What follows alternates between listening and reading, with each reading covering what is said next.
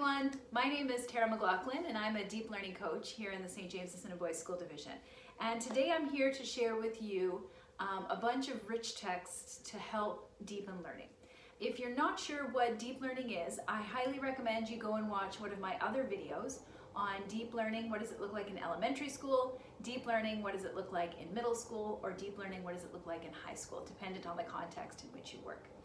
If you're gonna stay and hang around for this video, just know that I'm gonna give a quick description of each of the C's before I share some picture books that are great for that topic, but I'm not gonna get into the theory and pedagogy behind deep learning. If you want that, check out one of the other videos.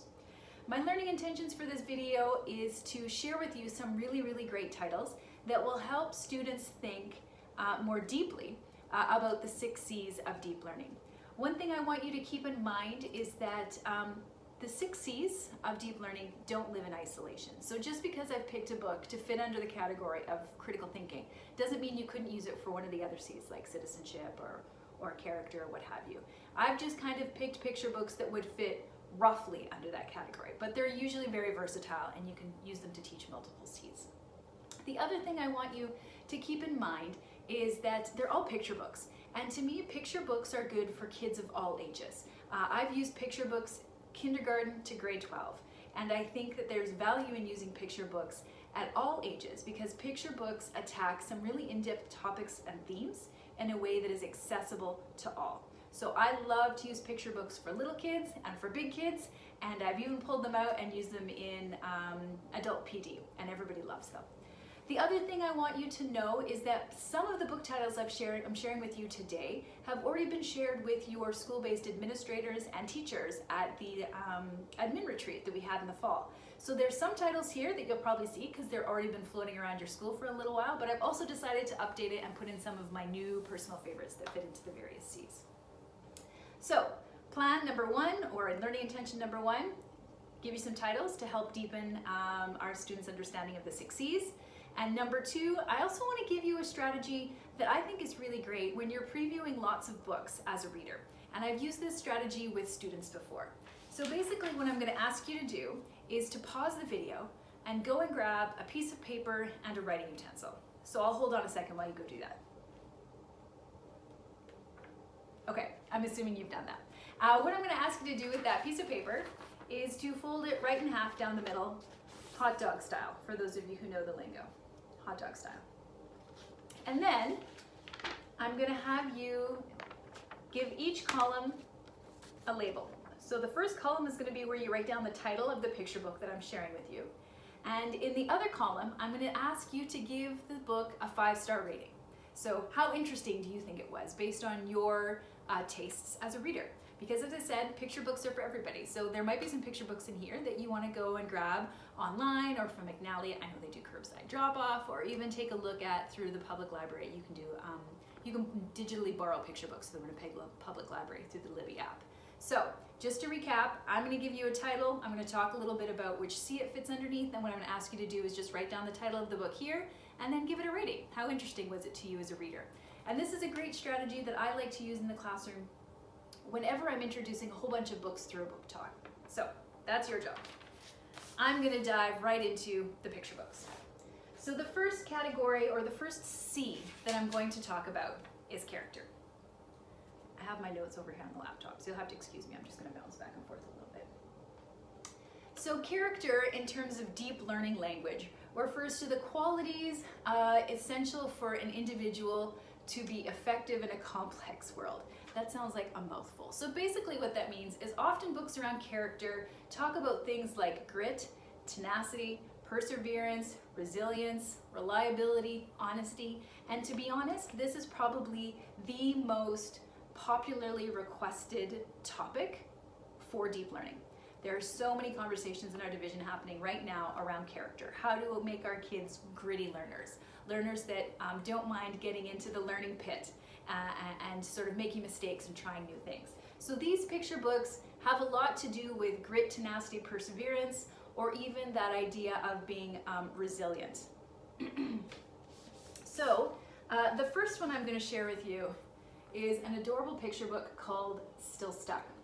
And what I love about this picture book is the main character, who's a little boy, tries to take his shirt off one day and he gets stuck.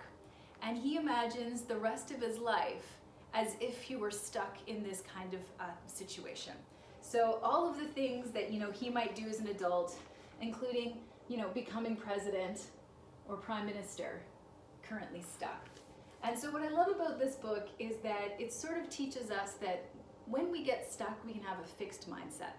And it's okay to ask somebody for help, because ultimately at the end, that's what he does. He asks somebody for help. The next book I'd like to share is called A Rough Patch. And this one is by Brian Lies. And this is a really, really great picture book about a fox who has a love for gardening and passion. And while he's in the garden, his best friend, his dog, is with him. And sadly, his best friend, his dog, passes away, and the main character, the fox, gives up on his passion for gardening because he just has no joy left. So through that loss of his passion, he kind of gets to a place of being stuck. And ultimately, he does get lured back into his garden, and there is a happy ending, but I don't want to spoil it. So I recommend this book for character because it again talks about that resilience, that idea that we can have tough times in our lives, but we can still overcome. One of my favorite picture book duos are John Jory and Pete Oswald. And The Good Egg is a series of picture books that are fantastic. So you might see The Bad Seed around your school. The Good Egg was the second one. The third one after that was, let me just look at it. Most recently, The Cool Bean, so cute. And then the one coming out right away is going to be called, I think it's in the next year, The Couch Potato. But I'm focusing in on The Good Egg as a story of self-care, because the good egg belongs to a group of eggs, a dozen of them. And they all have their unique personalities. And sometimes the good egg feels like he needs to be good for everybody. And that causes him to crack. So ultimately what the good egg has to decide to do is to remove himself from the dozen and participate in some self-care. And then know that when he rejoins the group, he can't rejoin in the way that he used to because that wasn't sustainable for his mental health. So another great story about resilience and perseverance. Ping is a book that you might see floating around in your schools. I've been very heavily sharing this one this year. By Annie Castillo. And I love Ping because it talks about the fact that in the universe, the only thing you can control is your ping. And sometimes other people pong, and sometimes they don't. So this talks about having your own sort of self-awareness of what you put out into the universe, and not always having expectations that you're immediately going to get a pong back, but knowing that your ping is important and it needs to be maintained. So again, kind of has a connection to that mental health wellness piece.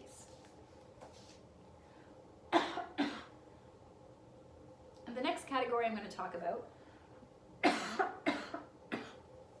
is citizenship. And citizenship is probably the C that has the easiest connection to most of our curriculums, because pretty much every curriculum has an outcome connected to thinking globally, considering global issues, and advocating for your community, for your environment, and for the world around you. And that's kind of the essence of citizenship. So, my pile of books for citizenship.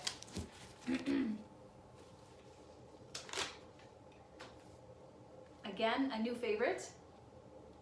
This one's called The President of the Jungle. And what I love about this one is the king of the jungle, the lion, has decided that he wants full control over the water. So he reroutes the water to create a swimming area for his family. And the rest of the residents of the jungle decide that that's unfair and want to change over from having a monarchy to a democracy. So they start to build a democratic process in which to pick a new leader. And so through the book, you get to meet each of the different jungle candidates, and you get to understand what their platforms are. So the lion, not to be dethroned, has decided to run in this presidential election, as does the monkey and the snake, the sloth, and that's it. So you get to see all of the political candidates. They share their platforms with you, and you get to watch a community work their way through a democratic process to pick a leader. I think that this would be a great way to introduce or start to talk about governmental structures in a classroom. Another great book for citizenship that I've used a lot, you can tell by the status of the back dust cover here, is a book called We Are All Dots, A Big Plan for a Better World. And the artwork in this one is relatively simple. It basically starts with the story of one dot and goes from there. And what we end up seeing is sort of a story of immigration and how the dots on one side of the page have a really good life, but the dots on the other side of the page struggle and they don't have as good of a life. So we see the dots on both sides of the page communicate back and forth about who and where, who's going to live where in order to ensure that everybody has equal access to resources. This picture book is a great way to introduce concepts of immigration and being a refugee, as well as discussions around border crossings in countries and who has wealth and who it hasn't. Part of being a good citizenship also has to do with equitable access to resources. So The Water Princess, again, Peter Reynolds, a fantastic picture book artist, tells a story of a young girl named Georgie, and Georgie's a real person, so this is after her experience. And Georgie's experience living in a country that doesn't have access to clean water, and how in many countries, young women and girls don't have access to education because instead they spend their day collecting free water or clean water for their family. So with this story, we get to see Georgie and her long walk to water and how she wishes she could just make the water come to her. And I think this is a great picture book to start to explore the fact that something we take so for granted, like having access to water, is not something that others around the world have. Also on the topic of refugee experience and immigration is the picture book Stepping Stones. Stepping Stones, it was co-written by two creators. Margaret Roers is a Canadian woman, and Nazir Ali Badar is a Syrian man, and they met through Facebook. So Ali was an artist who was designing stone images, much like this one here, and sharing them on Facebook to illustrate the experience of a family traveling from Syria to safety. And Margaret was really, really amazed by the artwork and decided to team up, and via Facebook they co-constructed this story. And so each page features stone artwork depicting what it would be like to be a Syrian trying to emigrate or leave Syria to a safe country. I love that this book is also bilingual, so you can see that we have text in, I'm trying to get the glare, text in two different languages here, English and Arabic, I believe it is. So again, a really, really beautiful book with some powerful pictures to start to talk about citizenship and the things that we take for granted here in Canada. Next topic is, or the next C is collaboration. Collaboration, I mean, is a pretty straightforward definition for deep learning. There's not a lot of variations, which we'll see on some of the other C's. So collaboration just refers to the ability for people to work together. The deep learning definition uses words like synergistically and interdependently, but it basically means, are you able to work in a group effectively to intend an outcome, to achieve an ideal outcome? So the first book around collaboration I want to share is Picture Book by Mark Hoffman. And this tells the story of a tomato who believes that he belongs in the fruit bowl as he is a fruit. And the fruit bowl opposes this idea. And in the process of opposing it, we get to see an entire community of fruits collaborate and work together to gather more information to figure out where the tomato should belong. And in the process of collaborating and communicating, they learn a whole lot more about who they are. I think my favorite part of the story is they go to seek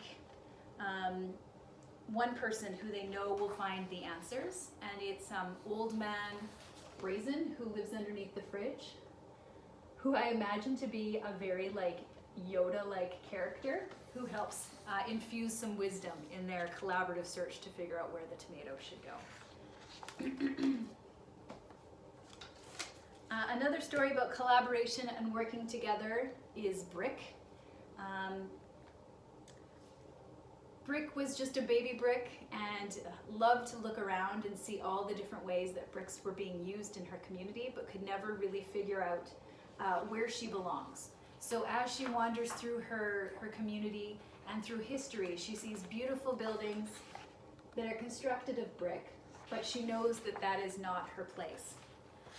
And so we get to see a whole lot of great global architecture focused in this story, until ultimately Brick makes her journey to find her place and to know that, I'm just going to flip to the last page here.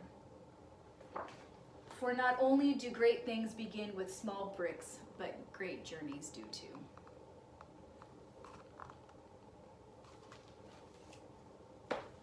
And another amazing story on collaboration is Mixed by R.A. Chung. Mixed is a great picture book. I think I've said that about every single picture book, that it's a great picture book. You get the gist of it. A picture book that talks about a community of colors, and each color has their own unique personality trait. However, each color also believes that they are the best. And ultimately, it's that mentality of being the best that forces them to live in secluded communities where only the reds live together and the blues live together and the yellows live together. But the children of those communities aren't happy with this segregated life, and they end up coming together to create a mix, ultimately. So I love that in this story, it's the children that collaborate together for harmony and desegregation. I'm slowly piling all these books next to me. This is going to be gigantic by the time I'm done. It's probably going to fall over too, so consider yourself warned. All right. Communication. Again, according to deep learning, definition of communication is pretty straightforward. So having, being able to communicate effectively in a variety of styles or modes or tools, including digital communication, and the idea that you might present differently to different audiences. So for communication,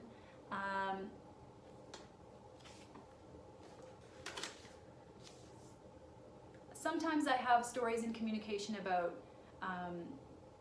creating for an intended audience, and sometimes it's more about finding your own voice and sharing your perspective. So when it comes to the finding your own voice and sharing your perspective, I have the picture book, The Pink Hat, which I just recently picked up probably in the last week or so at McNally. And this tells the story of a pink hat, a cozy little pink hat, that works its way around the neighborhood until finally it is found, rescued and saved from a dog by a little girl. And when she puts that hat on her head, she finds that she's empowered to do a whole bunch of things. And in the end, she realizes she's not the only person who has a little pink hat. In fact, there's a whole bunch of people empowered to make change who are also wearing pink hats. Love that this story talks about a child finding a voice in a greater movement.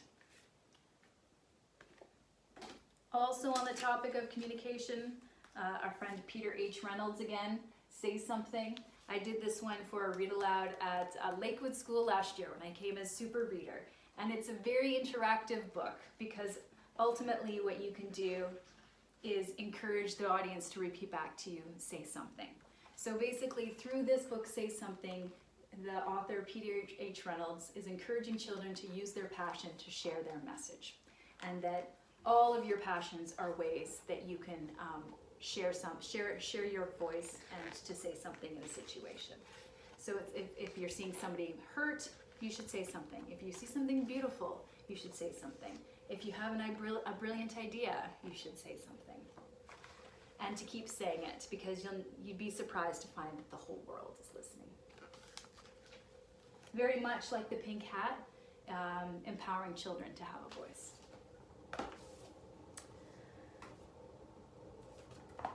The very last castle is an interesting picture book about a young girl who lives in a town that is afraid to approach the castle. And the town has developed stories around why the castle isn't approachable and why they should stay away from it. And the young girl is not happy to believe this form of communication. So she sets out to investigate the castle herself and to find out what the true story is between the community and the castle.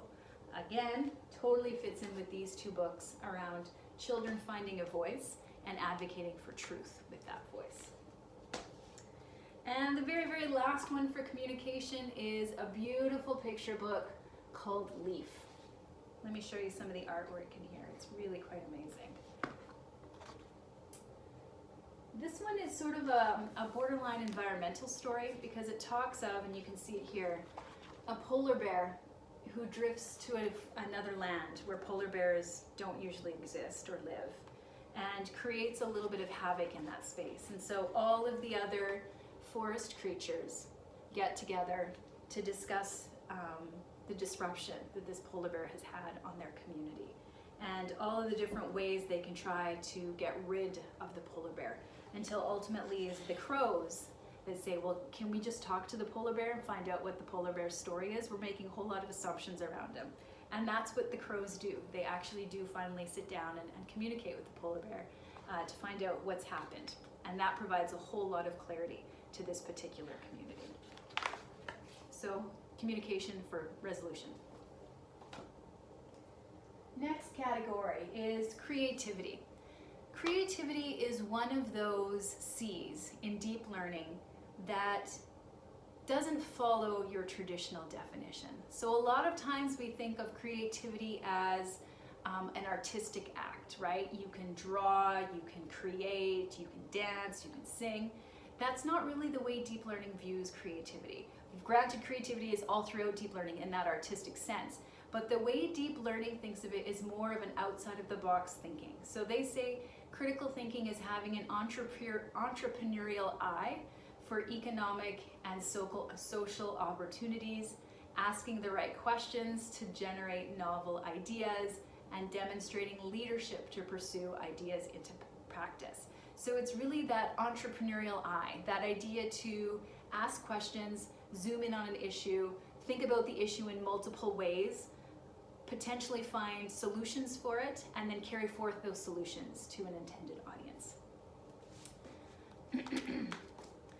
So I think a classic example of that creativity and that entrepreneurial eye that also really fits nicely into makerspace is Rube Goldberg's Simple Normal Humdrum School Day. And in this book, we get to see a young Rube Goldberg try to create machinery to do all of the tasks in his life that he doesn't want to accomplish. So instead of getting up in the morning and just jumping out of bed, Rube designs a machine that shines the light through the mirror to bounce off a window to dry a bath towel that gets lighter and causes a scale to tip down, which then lowers a boxing glove and then turns on a power switch and then starts the power train. And then the train chugs up a hill, knocks a bunch of vacuums off, books off that land on the vacuum turns on, it sucks up a piece of paper which tightens a string. You can see what I mean? Like, this is how Rube gets up in the morning. So this is having an entrepreneurial eye. This is being creative in finding a solution to something. And so we work our way through Rube's entire day where he creates unique solutions for the humdrum things that he has to do. So, I mean, I think we've all seen those amazing YouTube videos that like start upstairs with a marble falling down a set of stairs and then hit some dominoes. And I think that this is an amazing mentor text to inspire kids to create something that is very Rube Goldberg-like in its machinery. To accomplish a simple task. You don't like doing X, what's a more creative way you can do that involves building a machine? Is it the most efficient way? Probably not, but it's fun, it's creative. Extra yarn is another great, how many times have I said that? You get the point.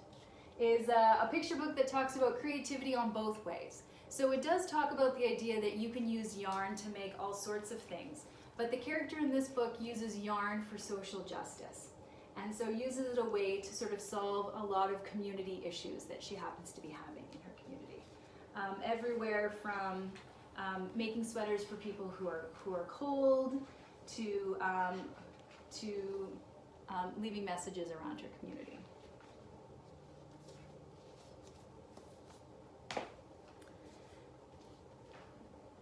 The Book of Mistakes.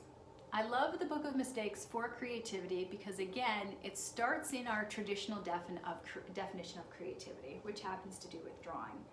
But it flips it on its head and instead makes us think that from mistakes, beautiful things can happen. So this entire story stems from one ink blot.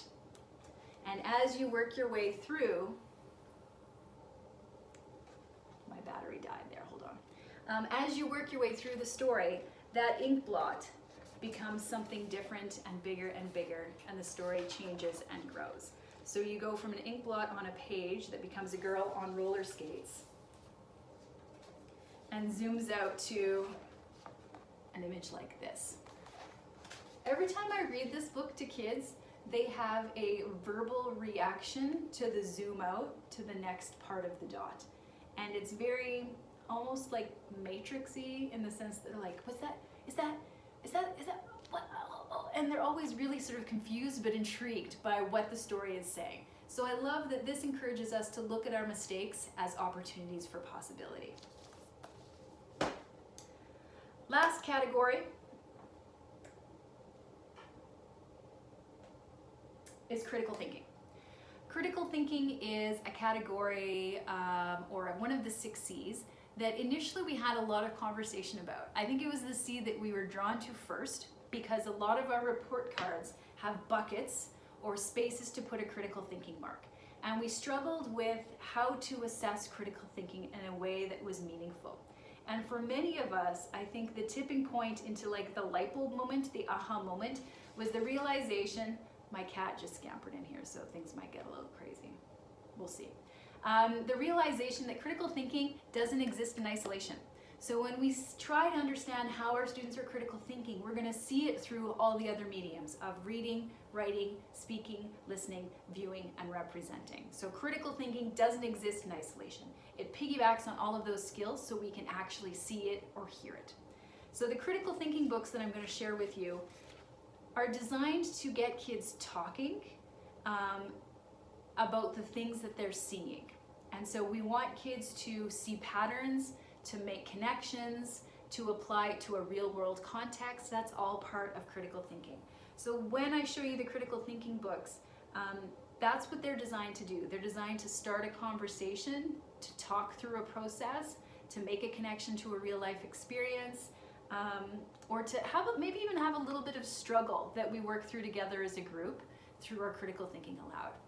A lot of times the critical thinking picture books remind me a lot of using number talks in your classroom, where it's really, there's one thing that everybody's looking at, but there's multiple ways to see the thing, even though we're all just looking at the same one thing. So the first one of the critical thinking books that I'm going to share is another favorite by Pete Oswald. He's from the Good Egg and the Bad Seed, all that. And this one's called The Sad Little Fact. And I've read this one pretty widely now. I've read this to littles, I've read this to adults, and it almost always, again, like another book that I mentioned, inspires a verbal response from the readers. It takes a couple pages and then you start to see it. So in the world of The Sad Little Fact, there's one blue little fact that goes around and shares his message. And the reason that he's sad is because after a while, people don't believe him. And what ends up happening is some authorities come to town and they demand that the fact is actually a lie and that all the other facts be collected and buried. And so all the facts, including the sad little fact, the blue sad little fact, end up buried together and they start to introduce themselves. And so some of these facts are 2 + 2 = 4. Our refrigerator is not a moose. Dinosaurs became extinct 66 million years ago. Christopher Columbus did not discover America. And as all the facts sort of share their story, we start to see that they have something in common, a truth that needs to be hidden. Back in the rest of the world, the authorities have created a new machine, a fact-making machine, to replace all the facts that they have hidden. And so through the course of the story, we see the sad little facts try to come to the surface and share their truth and overcome the authorities and the message of the authorities. So this, to me, is a great critical thinking book because it is very much connected to media and the way we are experiencing political events these days. And this reality of a misrepresentation of facts. And almost everybody that I read this book to, regardless of age, makes that real world connection. And that's part of critical thinking. It gets us thinking about what do we know and how do we know that it's true. My next critical thinking book takes a completely different spin on critical thinking. This is a very visual book. It's got great artwork, it's got a great story, but it's got words. Unspoken is completely wordless other than the cover. And so I selected this as a critical thinking book because we need to think critically through the images to see the details, to understand the story. And this story is anchored in the Underground Railroad and a little girl who lives on a farm. And what she's discovered is that the farm is getting a visitor, but the visitor does not wish to be revealed, does not wish to reveal themselves.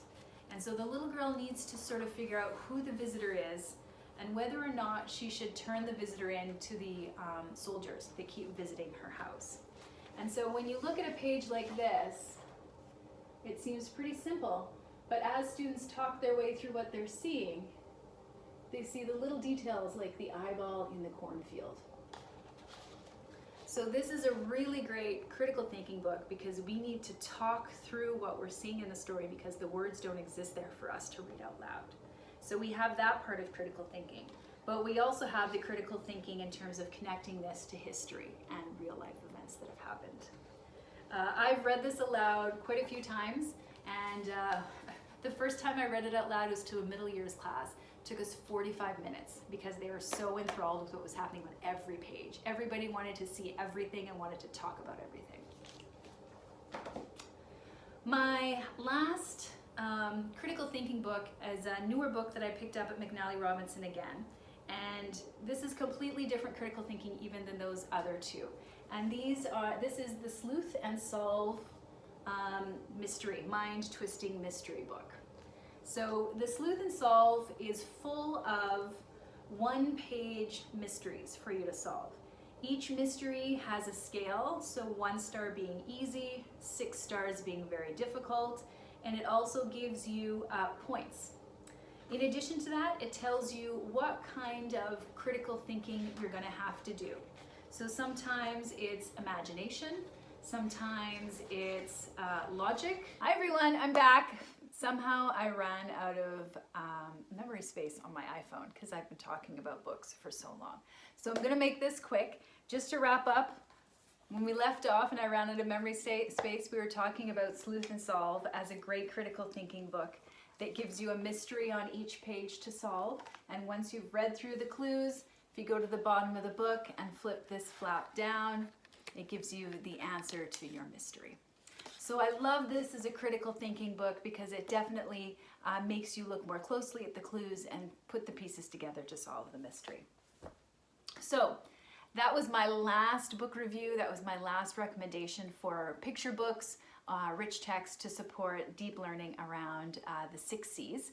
I hope that you have now in your possession a very full list of book recommendations from me with titles down one side and stars, star rating down the other. This is a great strategy to use with kids because what it does is it finds them a book to read now, but it also gives them a whole bunch of books that they can read later. So this turns into a to-be-read list. All right, So that's my session. I hope you guys had an enjoyable time learning a little bit more about some of these books. If you have any questions, you can email me. I'm in Outlook as Tara McLaughlin, so feel free to send me an email with your questions or your comments. If you're looking for more book recommendations, I share a lot of books on my Instagram account and Twitter account as @MissMcLaughlin. And if you're looking to read a little bit more about deep learning and what it looks like in the classroom, I write about that on my blog, msmclaughlin.com. And if you want to learn more about deep learning, I have 3 other sessions that you can take a look at. One is deep learning in early years. What does it look like? What does deep learning look like in middle years? What does deep learning look like in senior years? And then I did another session on finding books for electant readers. Thank you very much. Have a great day.